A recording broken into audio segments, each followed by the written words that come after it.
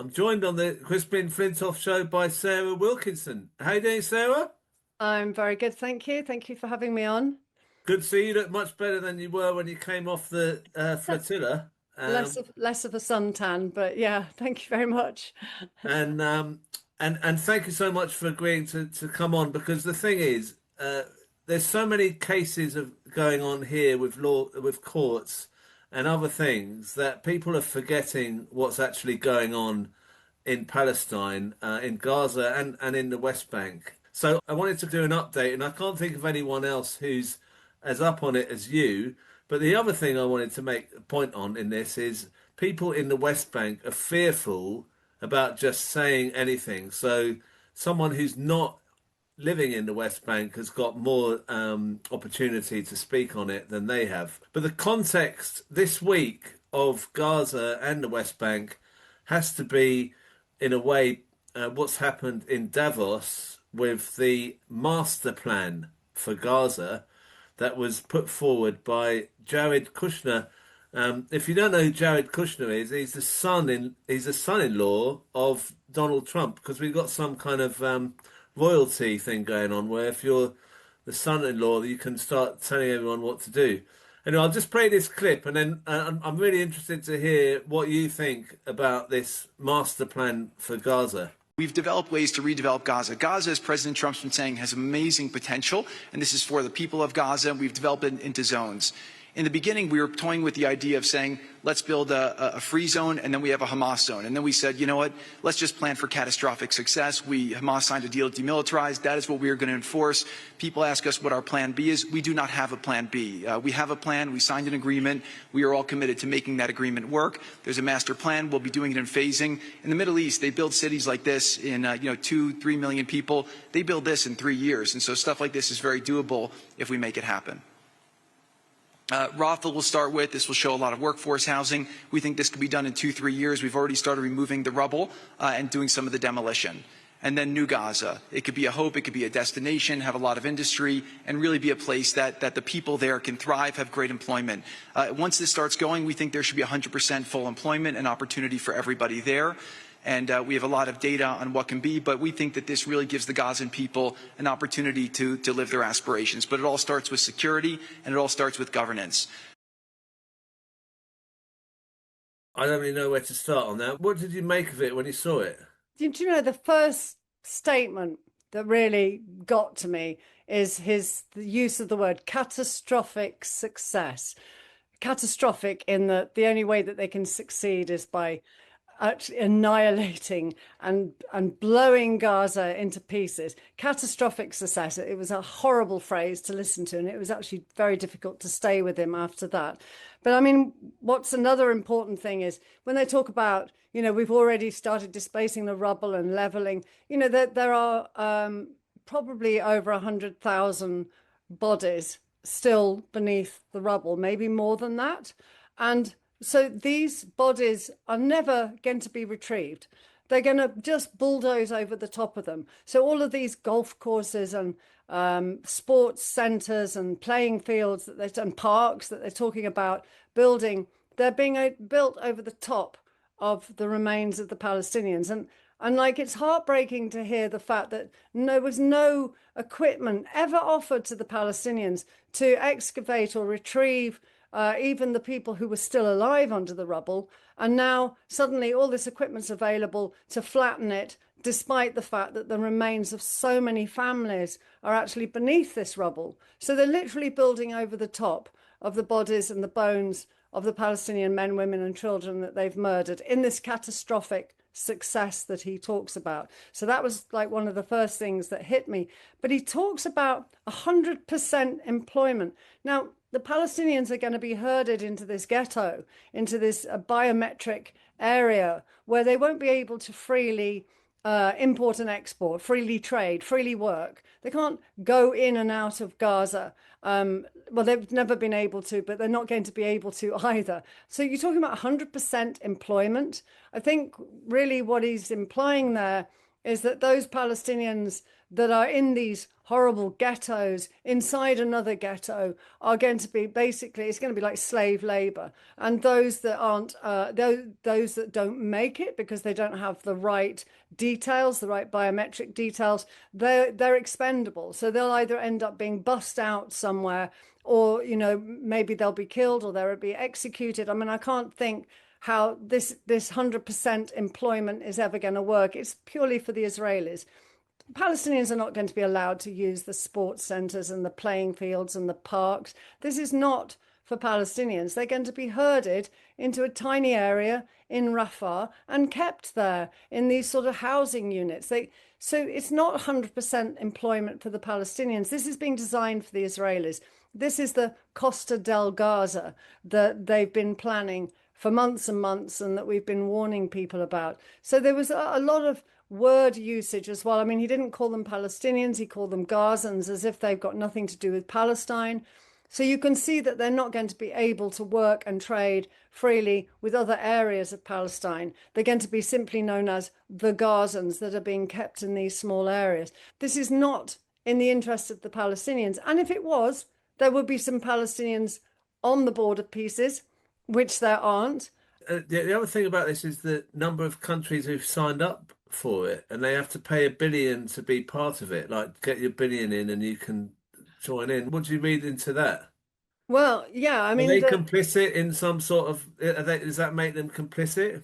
absolutely. I was really upset about Indonesia taking part. That I think. I mean, look, I'm not shocked that so many countries have joined. It's basically you're buying. It's like a membership club, isn't it? A gentleman's club.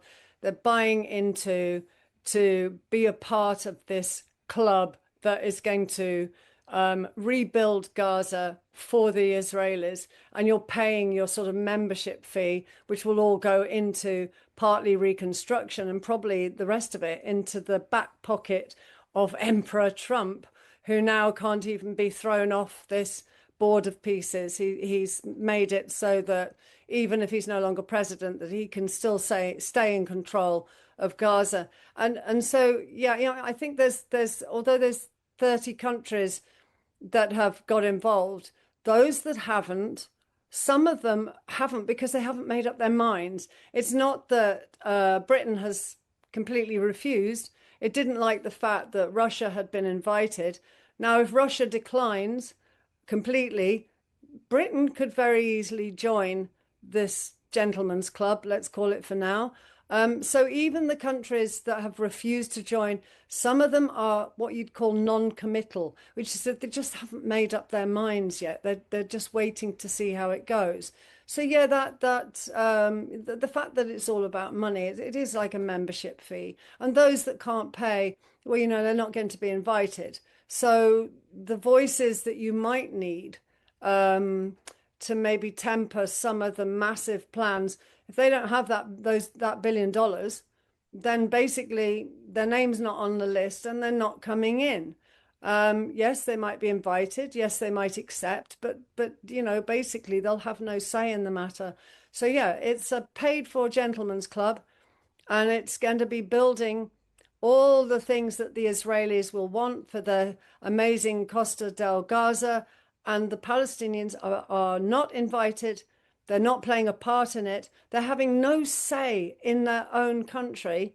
So this inalienable right of return, the self-determination, international law, I mean, where is that in all of this? I mean, all of this is against the UN Charter.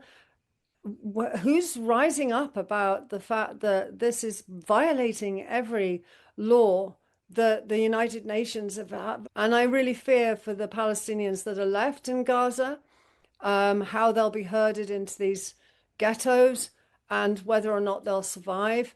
They'll obviously be on another diet, a calorie-controlled diet, because the Israelis still control what goes in and what goes out. So it's impossible to have 100% employment. That is a complete lie coming from Jared Kushner. Mm.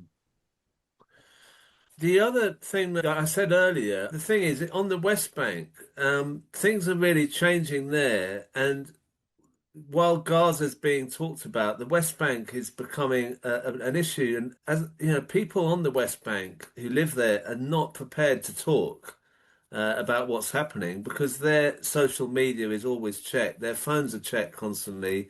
If they let themselves be seen in a Zoom or anything like that, they'll find themselves in a lot of trouble. So they're not coming forward. So I was trying to find someone to speak about the West Bank, but it's actually impossible to find anyone there because what's been happening, as probably people have seen, but I'll just show. This is the headquarters in Jerusalem. This is a clip of Ben Gvir outside UNRWA. And I'm interested to hear what you think about this clip. יום היסטורי, זה יום חג, וזה יום חשוב מאוד למשילות בירושלים. במשך שנים התומכי טרור האלה היו כאן.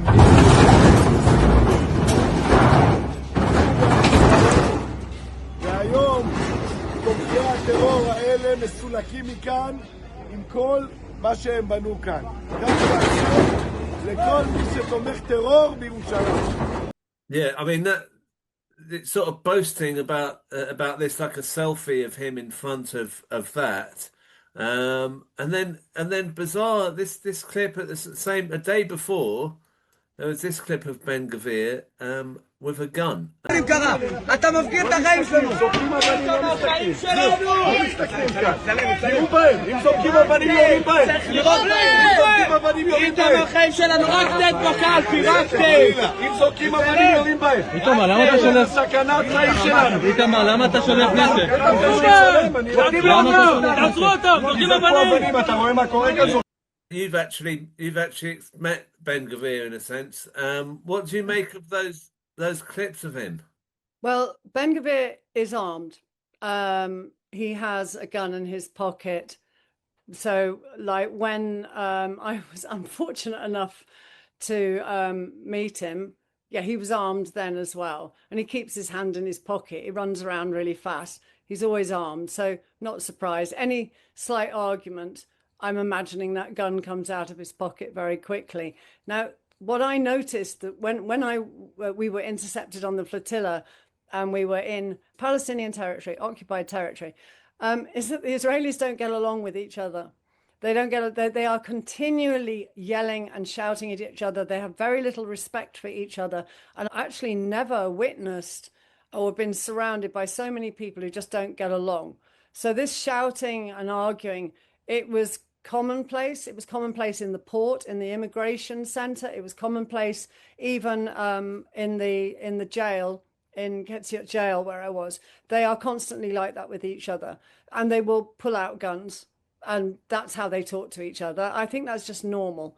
I don't actually know what happened in that clip because I saw it and thought it was an old clip because it's happened. This is not the first time. And like what I was more interested, I suppose, about was the fact that that little clip you showed before with the Israeli lawmaker, and actually I'm going to stop saying lawmaker because I think celebrating destruction of UN property is lawlessness, and so let's just call him an MK or a minister, but Julio Malinowski and Ben Gvir were actually arguing. I don't know whether it happened just before that clip or just after, about who had caused the most destruction, who had orchestrated it, who was responsible for it, and who was the brains behind it. Now, you know, like this is a UN mandated site. The UN facilities are actually protected by the UN Charter. They're protected by international law. So celebrating the destruction of a UN mandated site, it's outrageous. It is lawlessness, absolute lawlessness. So you're breaking international law, you're on camera doing it, and then you're arguing about who's caused the most destruction, who's the better person, who's actually responsible for getting it moving, getting it going. It's horrendous to watch. And the fact that all of the Western society just sits back and says, oh, well, it's bad, it's happened. But nobody's saying, yeah, we don't really want to be allies with these people. They have absolutely no respect for international law or the UN Charter or the Apartheid Charter, nothing at all. They're just, you know, it was just a political stunt on behalf of the Israelis. But they destroyed a lot of the mobile structures, let's remember that it's about 195,000 Palestinians just in Jerusalem alone are reliant on UNRWA, not just for food aid, but education, social services, and medical services as well. So a lot of pregnant women and neonatal care. So this has a massive impact on nearly 200,000 Palestinian refugees that are trying to survive what's going on in central Palestine at the moment, which is hard enough because Sheikh Jarrah has been under imminent threat of, everybody there has been under imminent threat of eviction. We've known that for quite some years. So it's an essential organization offering essential services. But it has an impact also on Palestinian refugees, not just in Jerusalem, but also in the rest of Palestine, also in Gaza, and also in Lebanon and Jordan and Syria. So there's a much wider impact that it has that perhaps isn't being talked about. So to celebrate this destruction, I mean, I cringed watching it. I would cringe watching it if I have to watch it again.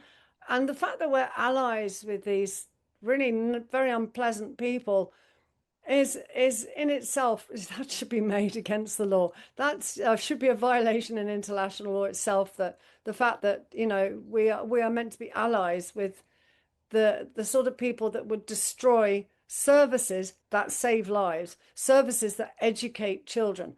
And they don't really want the Palestinians to be educated. So, maybe, that's another reason why they've targeted it. But yeah, what will happen from here on? I mean, it just goes downhill. All the mobile Yeah. caravans. I don't know if Well, you look, have I've got a just clip interrupted of there that. because I've got a clip Okay. also that you've put out on social media, which is mobile homes being brought into the West Bank. This is a convoy here.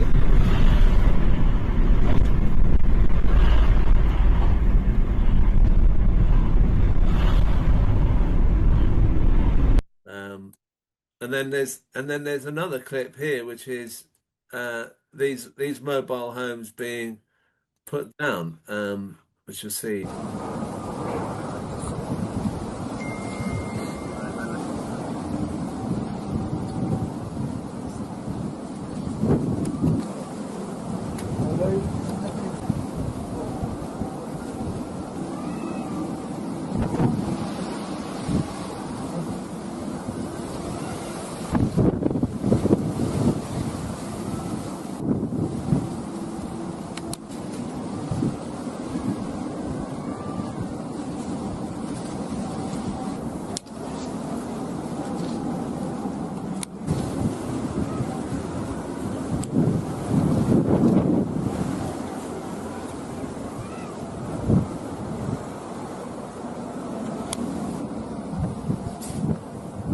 וזה אוזניים. של החבורה. Yeah.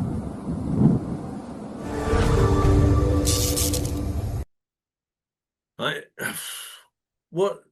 so who's behind that? Is that the government? That's not in private individuals. I mean, that's a big operation, isn't it? Yeah, I mean, this is twofold. These caravans are all coming in so that they can move Israelis into mobile caravans while they wait for their 6,000 odd homes to be built. So there's more caravans coming.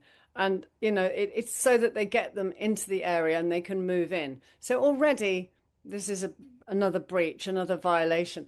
But am I the only person who thinks that those caravans look very suspiciously like the ones that have been sat outside Gaza, and not being allowed in by the Israelis, so that the people of Gaza who have been literally crushed under this bitter winter weather, who've been begging for mobile caravans for months and months and months, they do look suspiciously like the ones that have been donated. Now, it may not be true. They might not be the same caravans. It might be very difficult to verify. But if you look at some of the footage of the caravans waiting outside the borders, if you want, or the so-called borders outside Gaza, they look very suspiciously the same. And I think it's heartbreaking to know how many people have died. I mean, there's a baby this morning died of cold in the tent. There were people being crushed in tents. Now these mobile caravans that are now being gifted to Israelis to move into other Palestinian territory could have saved an awful lot of lives. And people are still freezing to death. There's still people battling this horrible winter weather that's been taking place in Gaza, and it's very unlucky that it's been, the low pressure has been this bad. But those caravans to me look suspiciously very like the ones that have been sat outside Rafah and the other border controlled areas. So that's horrible. The thought that, do you know what, you've donated loads of caravans wherever the caravans came from. I don't know which countries donated them, but they've ended up being given to Israelis just so that they can move into an area that's been leveled and flattened. Places like Jenin, Tulkram, other refugee camps that are being flattened, so that all of these new, and let's not forget, illegal settlements.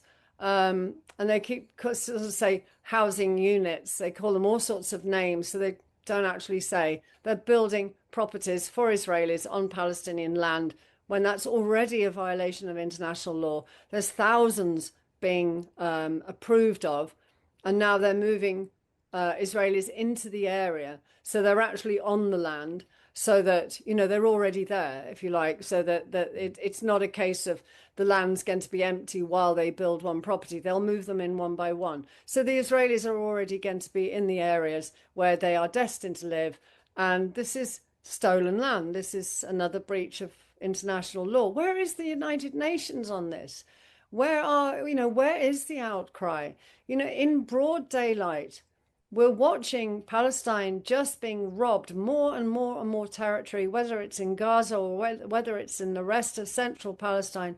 And there's no international body now doing anything about it. So, yeah, I think it's very difficult to focus on both Gaza and the rest of Palestine, but this is the point. This is the whole point. They're sort of splitting their activities, so nobody knows quite which to look at or quite which to report on. But technically, they're ethnically cleansing Palestine in its entirety. Palestine is being emptied of Palestinians and Palestinian buildings and homes, and we're just watching it day by day happen. And what body now do we go to say this has got to stop? Because I can't hear anybody saying, no, you stop this or we'll stop trading with you. I think Belgium's the only one that's actually created an arms embargo this morning. Apart from that, nothing. The silence is deafening. Mm. And it's not just the West Bank and Gaza. Lebanon is being attacked, southern Lebanon. Do you know anything about what's happening there? Look, I've always said that, Lebanon is possibly going to be the next Gaza. I think that the thing is that there's a lot of Palestinian refugees in Lebanon.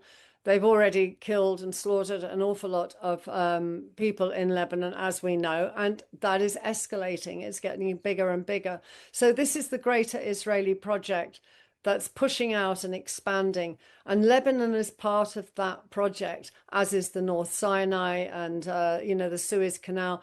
All of these places are literally part of what the Israelis want to expand out into. And I think it's probably going to happen when we all disappear into court, or, all our court cases, start happening, or we're silenced. So by the end of this year, I think you will see a full push into Lebanon. And I think that we're just seeing a tiny cusp of what the Israelis plan to do. But that is basically to go into Lebanon full-fledged.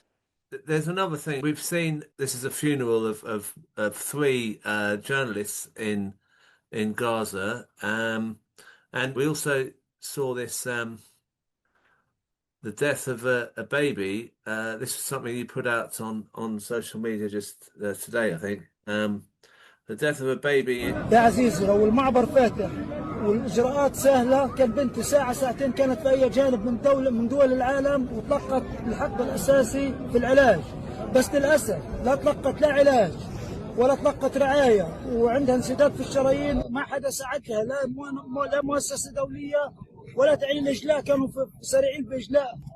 رسالة للعالم، هذه مش سجود واحدة، أكيد حيصير حالات كتير بعديها، والظلم هذا اللي احنا بنعيشه. رسالة للعالم، خطيتنا في رقابكم. معبر لازم ينفتح بأسرع وقت. لو المعبر فاتح بنت هذه ما ببتش ليلة واحدة في مبارك أو في الثلاجة، كان طلعت فورا وتلقت الحق الأساسي والشرعي لها العلاج، لأنه هذه الطفلة حقها الأساسي أنها تتعالج وتشوف حياتها. Can you tell us what that's about? Yeah, I can't exactly translate it, so my apologies if I mistranslate. But I think this baby was only 7 days old, and it did actually finally get permission for life-saving treatment outside of Gaza.